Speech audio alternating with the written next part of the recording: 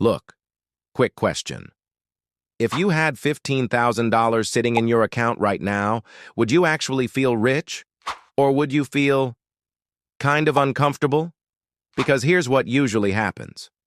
You hit that number after months, maybe years of grinding, and instead of relief, your brain goes, "This isn't enough to relax. This is too much to mess up. If I make one bad move, it's gone." And suddenly, the money that was supposed to make you feel safer actually makes you feel more anxious. If that sounds familiar, you're not bad with money. You've just hit the most psychologically confusing savings milestone there is. My name is Chris, and I spend way too much time thinking about how money actually works in real life, not on spreadsheets, but in people's heads. If you're someone who is saving money, doing the right things, but still feels like you're not getting ahead, make sure to hit the subscribe button and give this video a thumbs up if this helps you out. Today, I want to explain why $15,000 feels useless, stressful, or disappointing, and why that feeling is exactly why this milestone matters more than you think. Here's the thing. $15,000 sits in a financial no man's land. It's too big to spend casually, too small to change your lifestyle, too hard-earned to risk, so your expectations don't match reality. Most people subconsciously think, once I save real money, I'll feel secure. But that doesn't happen at $15,000, and that mismatch creates frustration. Now let's ground this in reality. According to the Federal Reserve, about 40% of Americans can't cover a $400 emergency without borrowing money. That means if you've saved $15,000, you are already ahead of millions of people.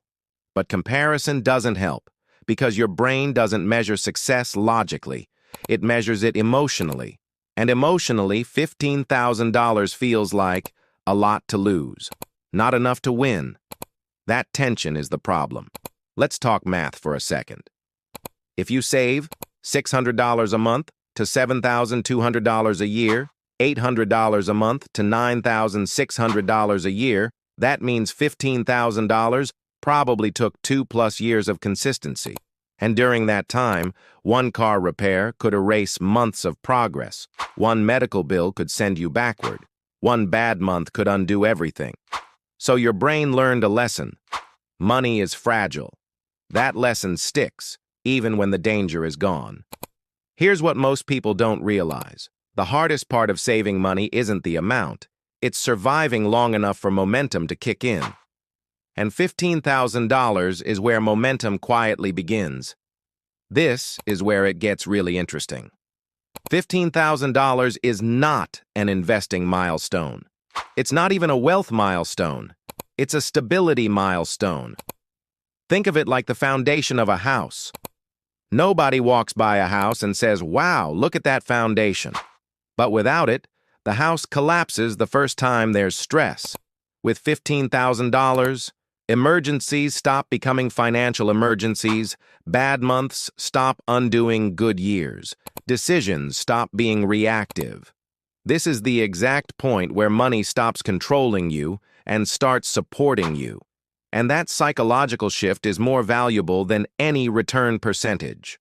Now, this is where people usually sabotage themselves. They hit $15,000 and make one of three moves. 1. They overinvest too fast because they're bored, or impatient, or afraid of falling behind. Then the market drops, and panic kicks in. 2.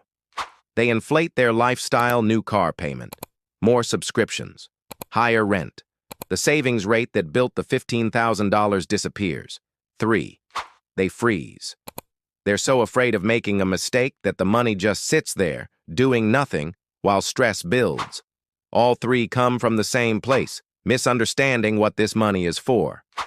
Here's a simple framework that actually works. Bucket 1.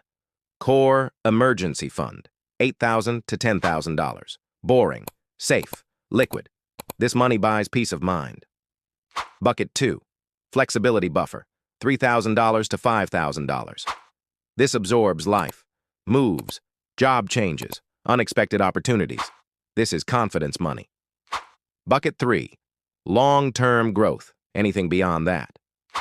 Only invest once your life is stable enough that volatility doesn't scare you. Because investing works best when emotions are quiet. Here's the truth. Saving $15,000 proves something most people never develop: patience, consistency, emotional control. Those traits, not income, are what build real wealth. $15,000 won't change your lifestyle, but it will change your trajectory. From here, mistakes don't ruin you. Progress stops resetting. Growth becomes inevitable. And once you stop falling backward, moving forward becomes surprisingly fast. If this video helped you rethink where you're at financially, hit the like button. It really helps the channel reach people who need this message. And if you want more honest, no-hype conversations about money that actually apply to real life, make sure you're subscribed. I'll see you in the next one.